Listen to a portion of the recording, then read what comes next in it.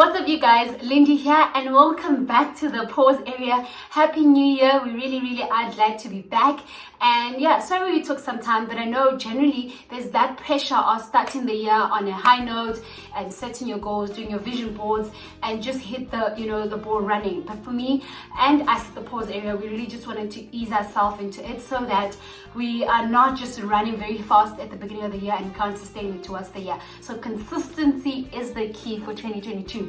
So on this video, we really just wanted to chat to you about a few things that you can do differently in 2022 regarding your money. I think money lessons don't change so much from time to time, but I feel like it's always important for us to reevaluate ourselves, review and see what works and what doesn't work, and where we can change a few things. So yeah, this is just a few things that we think you can look at when it comes to your money and do differently. Number one, it's getting on a budget and sticking to your budget. So some people don't have a budget already, and I promise you, a budget really is just you giving yourself power and your money a direction. You're giving yourself power to spend your money or your hard-earned money, and you're also encouraging yourself to know what exactly happens to your money. So make sure that if you don't already have a budget, honestly, make sure that you have a plan, start up your budget if you haven't done that in the last few years. And if you do have a budget, which I feel like I struggle with this a lot, make sure that you stick to your budget.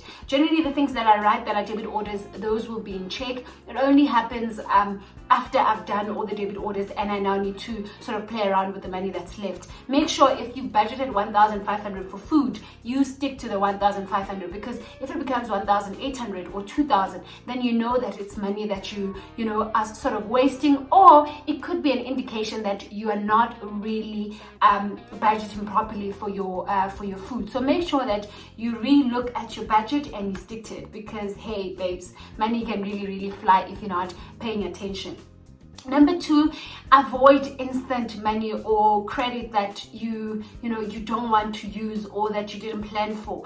I also have another challenge where in the middle of the month, because I didn't stick to my budget, I end up needing to do either an FNB instant loan, or you go to Cash Crusaders, or you even go to a friend and say, hey, listen, can you please loan me 1,000 rand? If you're using 1,000 rand in the month that you do not plan for it, already you're starting a new month on a minus, and you'll continue having that negative balance throughout the year, because either you did not budget properly for your money or you did not stick to your budget. So make sure that you avoid instant loans or borrowing money from friends or family as much as possible. It might look like a little thing, but it does affect the rest of your month, and sometimes it just becomes a rippling effect towards that you sustain the whole year. Number two, make sure that you get a side income. Listen, I've always been saying I need to get a side hustle, but I never did anything about it in the previous years. And I think this year is one year where I really need some extra cash, because I'm really seeing that my income is not enough to sustain my plans and to sustain my livelihood. So if you haven't thought of it yet, hey, good sis, my brother, just make sure that you get onto that boat. Find ways where you can make extra cash, because in the life that we live in, you really need as many sources of income as you can get. I was watching Patricia on the break. She's got a very successful YouTube. She's in the UK, and she has almost, I'd say, 8 to 9 streams of income. One person, 9 streams of income, and here you are sitting with one. So listen, I'm not coming for you, but I'm just saying those are things that you really need to think about, to say if other people are living with 9 sources of income, you definitely know that one is not enough. Then number 4, make sure that you keep your emergency fund funded. We've always spoken about how you need to have an emergency fund, but I've seen in my life that in cases where I did have funds for emergencies, I will use those funds for emergencies but forget to refund it. So make sure that whatever your amount is, if it's like 5,000 rand that you've used for emergency funds, once you've used the 2,000 rands, make sure that you find a way to save back into that 2,000 rands and keep that 5,000 rand going. But remember, this is just an example. You know yourself, you know your circumstances, and what would constitute as an emergency and how much money you would need. Just make sure that you keep replenishing it and it keeps staying in emergency fund.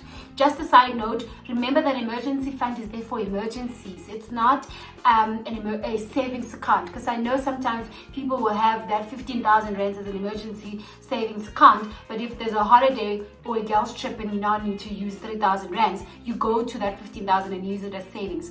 Those should not be together. Your savings should be separate. If you're saving for a trip to Thailand, or if you're saving for shoes or bag, keep those separate from your emergency funds, because the purpose is really supposed to be different from those two. Then, number 3, make sure that you look at little ways in your budget or in your current situations where you can save money.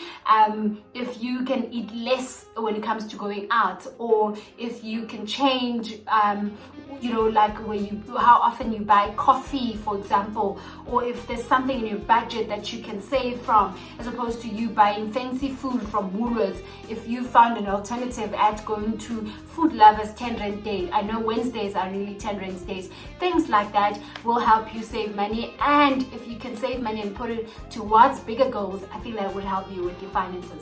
Anyway, just go on to the comment section and let us know other things that you are thinking of doing differently in 2022 and help you with your money. Thank you so much for joining, and see you on the next video.